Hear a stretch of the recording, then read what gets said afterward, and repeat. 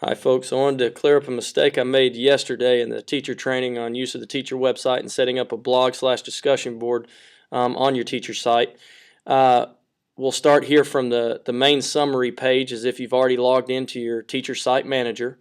And again, the mistake was as we were going to edit our teacher blogs, we had set a teacher one up, and of course it lists all your different pages here that you've created, and you should have one created for your blog that we actually did in the training yesterday. So if you'll click there, for me it's Coach Land's blog, click once, it takes you to this page which displays any and all different discussion boards or blogs that you have created for different topics. Of course that's listed here as postings, which we would call discussion boards or blogs. In mine that's general discussions, cool TV, etc.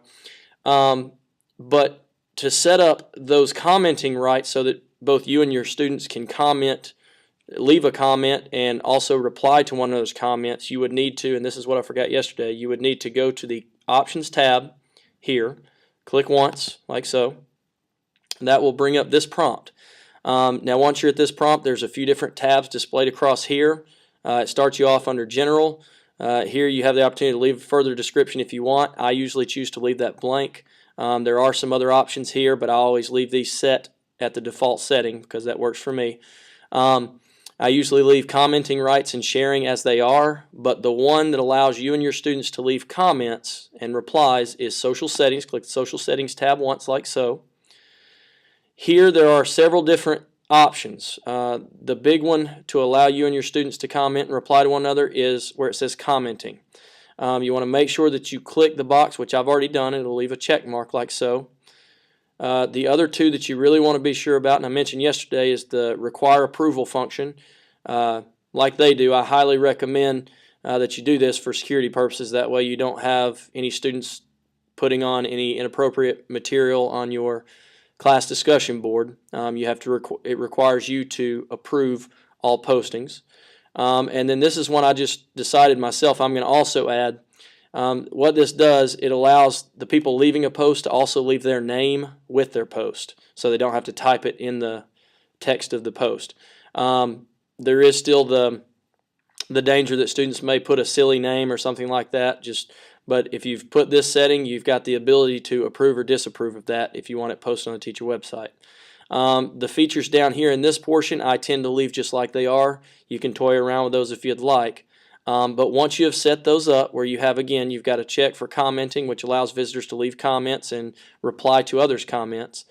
And also here where you have your additional security where it requires your approval for postings, both by yourself and by your students. And this allows them to leave their name along with their post. And then, of course, before you're done, you want to go ahead and click Save to make sure that's all applied to your website.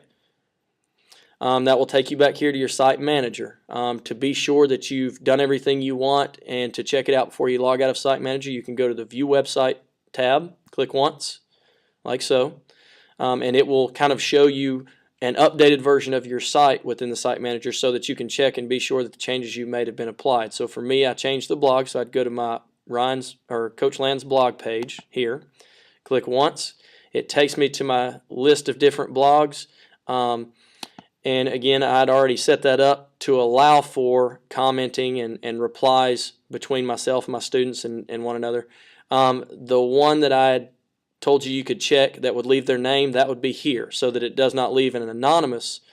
Instead of anonymous, it would of course say whatever they type as their name. Hopefully they would leave something that is appropriate, not silly.